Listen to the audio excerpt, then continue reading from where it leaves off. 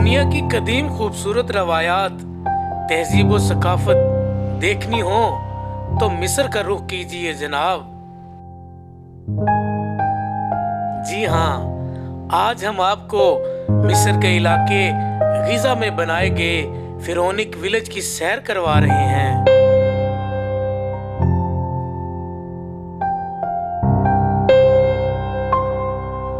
آئیے دیکھتے ہیں کہ بنی نوع انسان نے قبل مسیح میں بھی ایسے کارہائے نمایاں سر انجام دیے کہ انسانی عقل دنگ رہ جاتی ہے۔ The Egyptians are also famous for mummifying their dead. Mummification is basically dehydration, and to speed up this process, the internal organs of the body were removed and preserved separately. The body was dried out by being covered with natron salt, a form of soda found in the deserts of Egypt. The body was then cleaned and embalmed and wrapped in several layers of linen bandages. Amulets were put between the bandages to protect the mummy from harm. The whole process took 70 days.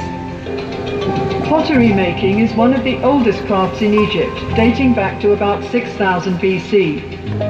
The clay is kneaded with water and mixed with ground potsherds or chopped straw, which helps the finished pot to dry evenly without cracking. The potter forms the pot with his fingers as he kicks the wheel round with his foot. The handles are added afterwards, and the pot is dried in the sun for a while before being fired. Now for a little Egyptian magic.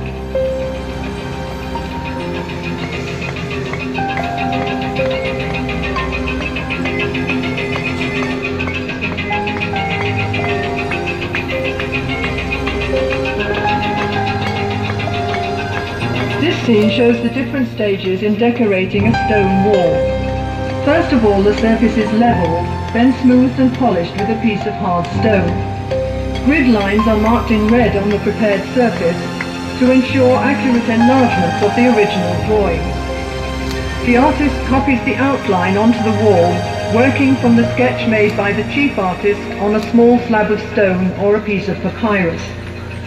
Then the sculptor carves the design in relief with his mallet and chisel. Finally, the details would be painted in color to make the picture look as realistic as possible.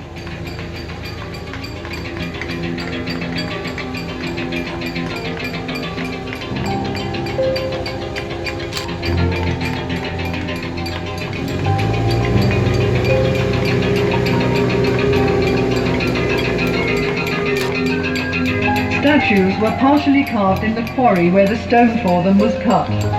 First of all, a block of stone is separated from the rock base by hammering wooden wedges into holes cut in the rock.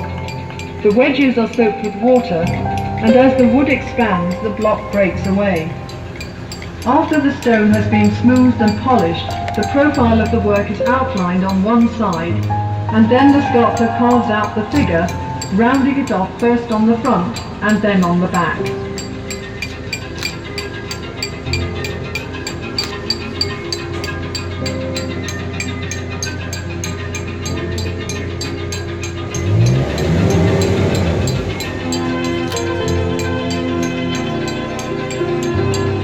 Vases were made from various kinds of stone, particularly alabaster, a soft stone which was worked into beautiful designs. After the rough piece of alabaster has been polished smooth, the inside is hollowed out with a drill with a flint or copper bit. The vase is sunk into the ground to prevent cracking during drilling. Alabaster vases were used as lamps and for storing perfumes and precious oils.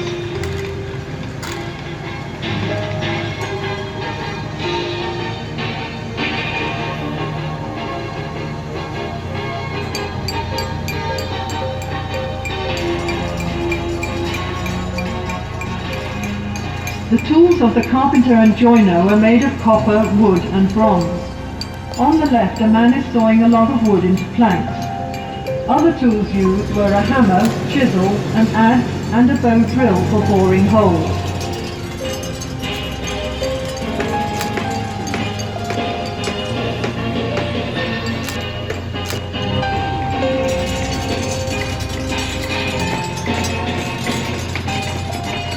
It was important to the pharaohs that the army was well equipped at all times. Weapons included bows and arrows, swords, battle axes and spears, as well as shields and throw sticks. The horse-drawn war chariot was introduced into Egypt by the Hyksos from Western Asia around 1700 BC.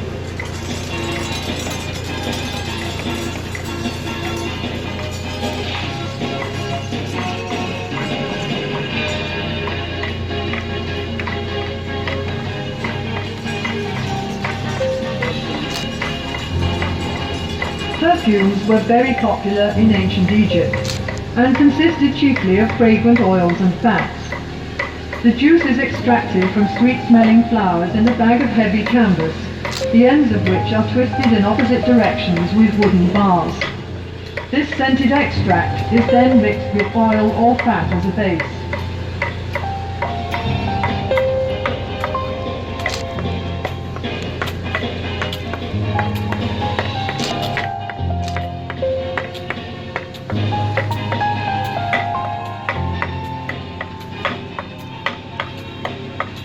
Linen made from the flax plant was used by the Egyptians for clothing and many other purposes.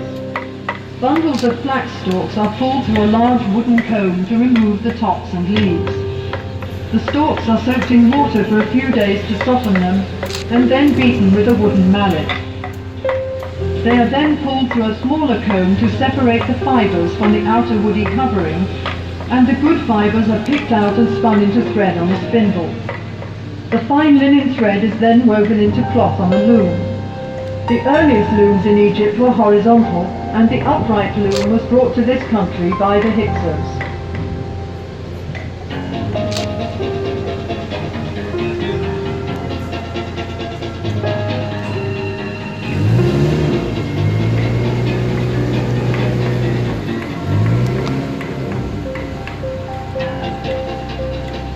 Another important industry was papyrus paper making, for which the government had the monopoly.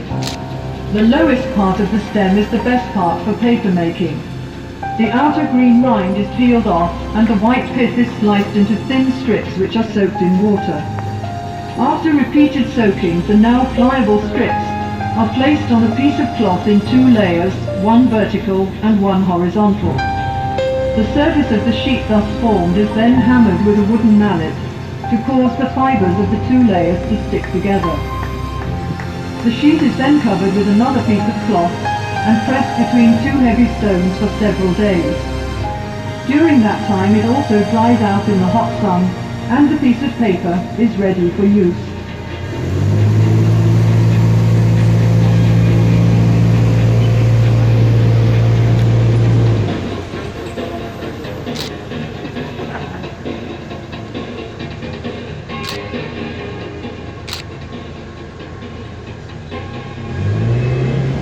Wine was appreciated in Pharaonic times, and this scene shows the method of winemaking. Bunches of ripe grapes are taken to the vat where the grapes are trodden out, and the juice extracted is poured into large pottery jars to ferment. When this process is complete, the jars are sealed with a clay seal, which is stamped with the date and the name of the vineyard where the grapes were grown.